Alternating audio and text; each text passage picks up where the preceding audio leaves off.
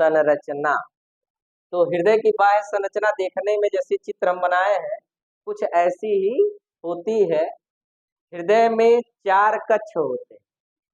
ऊपरी दोनों कक्षों को हम कहते हैं अलिंद, निचले 2 कक्षों को हम क्या कहते हैं, निलय।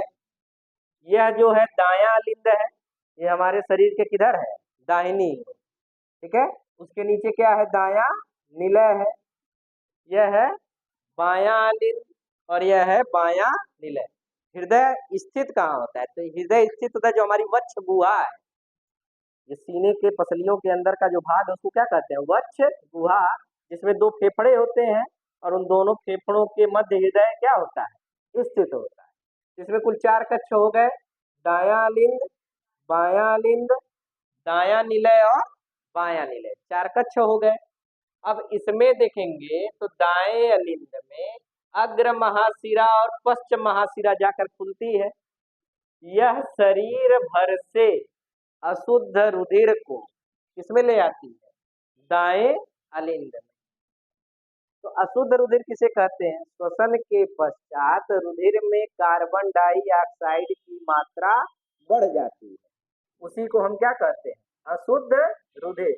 तो अशुद्ध रुधिर पूरे शरीर से अग्र महाशिरा और पश्च महाशिरा द्वारा कहाँ लाया गया है, दाएं अलिंद में।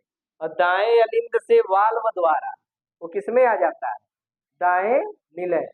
किसमें आ गया, दाएं निलय।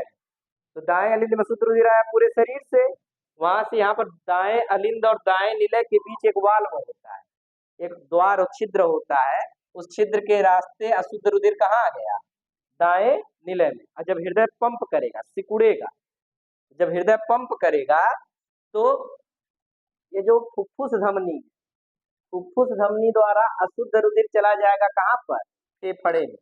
अब फेफड़े में हम लोग श्वसन द्वारा क्या लेंगे, ऑक्सीजन लेंगे, तो फिर रुधिर में ऑक्सीजन की मात्रा बढ़ गई, क्योंकि रुधिर कार्बन डाइऑक्साइड फेफड़े में छोड़ देगा और वहां से ऑक्सीजन ले लेगा, तो अब रुधिर हो गया शुद्ध। तो शुद्ध रुधिर जो है वो पल्मोनरी शिराओं द्वारा फेफड़े से कहाँ आता है, बाएं अलिंद। और बाएं अलिंद से फिर जो छिद्र है अलिंद और निलय के बीच में, वाल्व खुलता है और बाएं अलिंद से बाएं निलय में आ गया कौन सा रुधिर, शुद्ध रुधिर।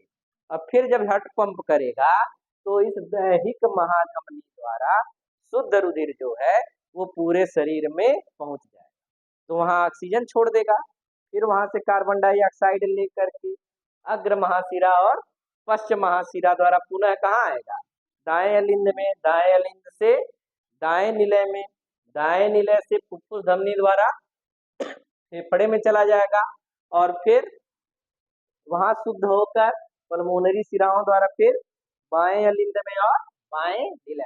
ये प्रक्रिया लगातार चलती रहती, समझ गए ना। तो इस प्रक्रिया में जो ये आपको दिखाई दे रहा होगा, एक धमनियां है, इन धमनियों को कहते हैं कोरोनरी धमनी। ये कोरोनरी धमनी जो होती है ये ब्लड को ऑक्सीजन हार्ट को ऑक्सीजन की क्या करती है, सप्लाई करती। हृदय को भी ऑक्सीजन की जरूरत है ना, तो ये रुधिर हृदय की दीवारों में आता है, जहाँ से हृदय को क्या प्राप्त होता है, ऑक्सीजन प्राप्त होता है। बोर्ड के लिए बहुत महत्वपूर्ण चित्र है, इसको आप लोग क्या कर लीजिएगा, अभ्यास कर लीजिएगा। यहाँ अगर नहीं बना पा रहे हैं तो यूट्यूब पे जाइएगा, वीडियो को पॉज करके वहां से स्क्रीनशॉट ले करके बना लीजिएगा, लेकिन प्रैक्टिस अवश्य कर लीजिएगा, ठीक है।